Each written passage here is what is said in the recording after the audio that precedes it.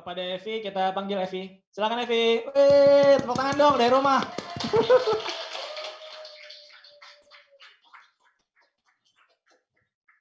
Oke, bismillahirrahmanirrahim. Assalamualaikum warahmatullahi wabarakatuh.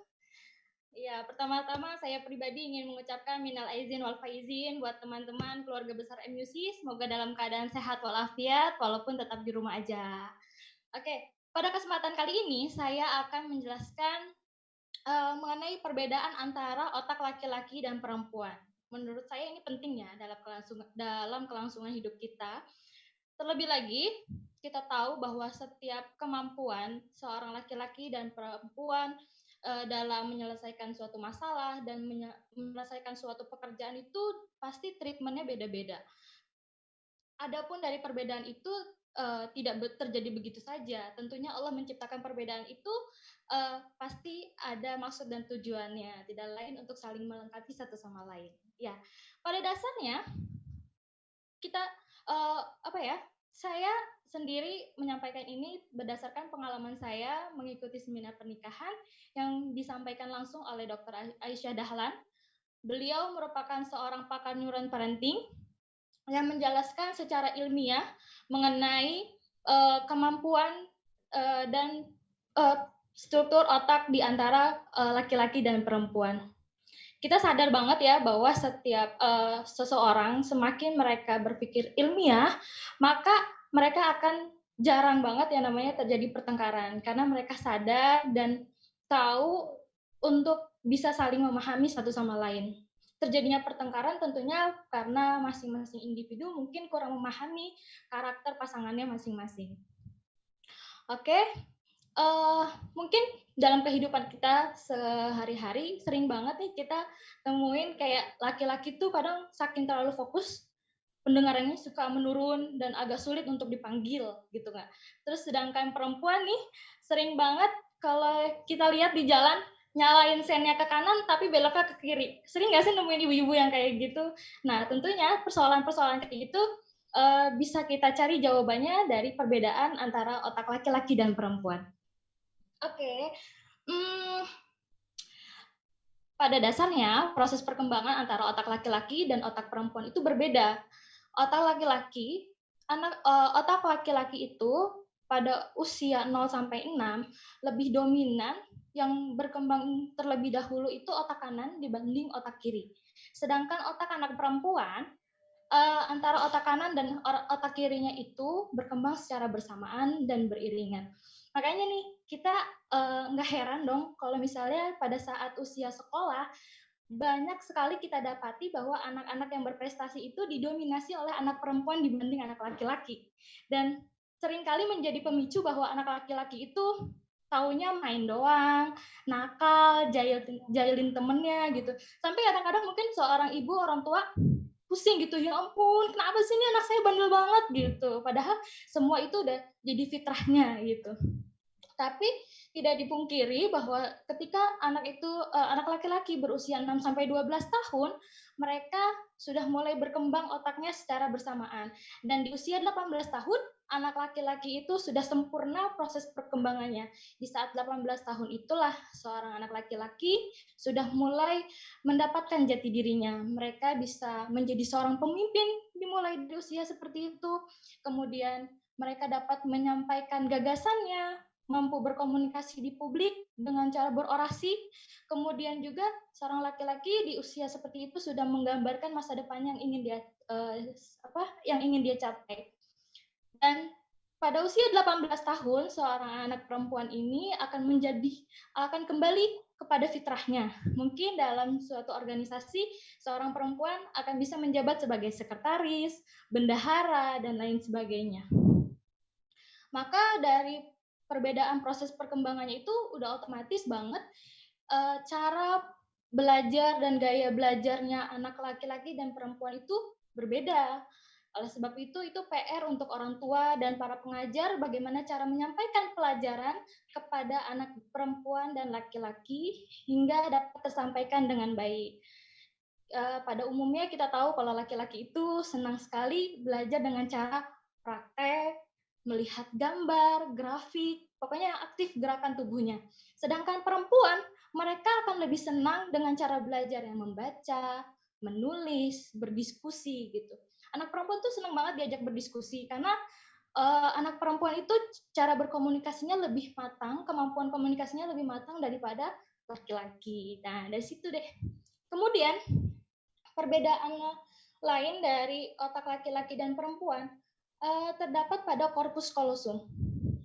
Ya, corpus callosum ini merupakan otak bagian tengah yang memfasilitasi untuk koordinasi, komunikasi, dan pertukaran informasi antara otak bagian kanan dan otak bagian kiri. Berdasarkan penelitian yang dilakukan oleh Sarah Whittleson, seorang profesor neuron dari McMaster University, beliau mendapatkan hasil penelitiannya bahwa corpus callosum pada seorang wanita 30% lebih tebal dibanding perempuan. Nah, corpus callosum yang tipis yang dimiliki oleh laki-laki menyebabkan laki-laki ini dapat mencapai tingkat fokus yang lebih cepat dibanding dengan perempuan. Nah, di saat fokusnya seorang laki-laki, maka pendengarannya itu menurun. Jadi, jangan heran kalau seandainya kita lihat mungkin ayah kita, atau suami, atau anak laki-laki yang sedang asik main gadget, atau asik dengan pekerjaannya, ketika dipanggil tuh tidak merespon dengan cepat gitu. Terkadang butuh minimal 3 kali panggilan untuk mereka merespon. Panggilan pertama mungkin panggilannya dengan nada yang bagus ya, kayak misalnya seorang istri manggil suaminya, panggilan pertama pasti abang kan gitu. Terus panggilan yang keduanya bang, terus panggilan ketiganya baru nih, bang nyaut apa bang kan gitu. Nah, terkadang ini nih jadi terjadi kesalahpahaman. Pertama, si suami merasa kok istri saya kalau manggil marah-marah melulu sih gitu. Sedangkan si istri juga terjadi kesalahpahamannya, yaitu merasa kayak ini suami saya kok kalau dipanggil nggak nyaut, nggak merespon dengan cepat gitu. Apa dia cuek banget kayak nggak peduli gitu. Di situ tuh terjadi permasalahan kecil yang sebenarnya gitu. Terus, nah solusinya bisa nih kita ambil solusi dengan cara kalau misalnya kita melihat seorang laki-laki sedang fokus, maka apabila kita butuh dengan dia, lebih baik kita mencoleknya aja gitu daripada kita harus manggil teriak-teriak gitu. Kemudian di awal saya sudah katakan bahwa corpus callosum pada seorang wanita itu kan lebih tebal. Nah, jadi hal itu tuh berdampak bahwa seorang wanita mampu mengerjakan pekerjaan lebih dari satu pekerjaan dalam satu waktu. Ya bisa dikatakan seorang wanita itu multitasking gitu. Contohnya misalnya ibu rumah tangga. Ibu rumah tangga itu kalau misalnya sambil masak, sambil goreng, bisa sambil nyuapin anaknya, bisa sambil ngepel, mungkin anaknya habis numpahin air, sampai bisa juga ngangkat telepon, nyuapin anaknya juga sambil gendong. Itu keren banget ibu-ibu. Nah, terus selain itu, tapi sayangnya karena saking multitaskingnya seorang perempuan, maka tingkat fokusnya seorang perempuan itu kalah dengan tingkat fokusnya seorang laki-laki gitu. Nah, kemudian dampak dari tebalnya corpus callosum yang dimiliki oleh seorang perempuan itu mengakibatkan seorang perempuan itu memiliki tingkat komunikasi yang lebih baik, lebih banyak lagi, lebih lancar, dan mereka tidak fokus pada satu topik pembicaraan. Gitu. Jadi nggak heran kalau misalnya banyak banget kayak arisan, rumpi-rumpi, itu tuh diisi sama perempuan-perempuan, gitu kan? Nah, Dr. Aisyah Dahlan juga mengatakan bahwa kapasitas komunikasi seorang wanita itu 16.000 sampai 20.000 kata per hari. Adapun wanita perempuan yang pendiam itu maksimalnya 16.000 kata. Sedangkan laki-laki itu jauh berbeda dengan seorang perempuan di mana kapasitas katanya itu hanya 7.000 kata per hari. Bayangin dari 20.000 dibanding 7.000, itu kan jauh banget. Nah, di sini nih sering banget terjadi kesalahpahaman gitu. Dimana misalnya ada seorang suami yang capek pulang kerja, udah menghabiskan 7.000 katanya di kantor gitu.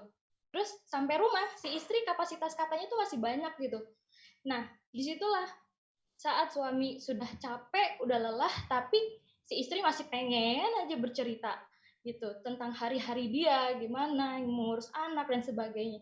Nah, di situ terkadang suami mungkin karena kelelahan, mereka seorang laki-laki itu uh, merasa responnya udah sedikit aja gitu. Di situ terjadi kesalahpahaman, kenapa sih suami saya kok cuek banget gitu. Dan si suami juga merasa kok kayaknya istri saya cerewet banget sih ngomong melulu gitu. Padahal sudah menjadi fitrahnya seorang laki-laki komunikasinya lebih sedikit dibanding perempuan. Nah, ada lagi perbedaan antara otak laki-laki dan perempuan. Di mana di dalam otak manusia ada yang namanya elektrik otak. Pada seorang perempuan, elektrik otaknya itu 90% tetap hidup walaupun mereka dalam keadaan tidur nyenyak. Jadi tidak heran apabila kita menemukan banyak perempuan yang mungkin lebih sering bermimpi dibanding laki-laki. Karena apa? Karena elektrik otaknya perempuan pada saat tidur dia masih aktif. Apalagi kalau misalnya mereka lagi mengerjakan tugas yang banyak atau sulit, pasti dia cerita sama temennya, asli gue tugasnya ke bawah mimpi gitu nggak. Terus sedangkan laki-laki ketika dia tidur itu 70% elektrik otaknya itu mati. Jadi nggak heran kalau seandainya laki-laki itu susah banget dibanguninnya. Rasa nggak sih kalau kita punya adik atau punya kakak, punya suami yang kalau dibangunin tuh susah mulu. Nah, itu tuh bisalah kita ambil solusinya dengan bikin perjanjian kayak mau dibangunin jam berapa gitu. Ya, kurang lebih itu dari saya. Kita bisa ambil kesimpulan bahwa peran otak pada manusia itu tidak bisa diingkari lagi. Banyak banget manfaat otak, terutama untuk proses belajar mengajar, kemudian proses untuk menyimpan memori dan sebagainya. Ya, dengan adanya perbedaan, semoga bisa saling melengkapi, bisa saling memahami, dan khususnya di bulan Syawal ini kita bisa saling memaafkan satu sama lain dengan saling memahami dan saling menyayangi. Assalamualaikum warahmatullahi wabarakatuh.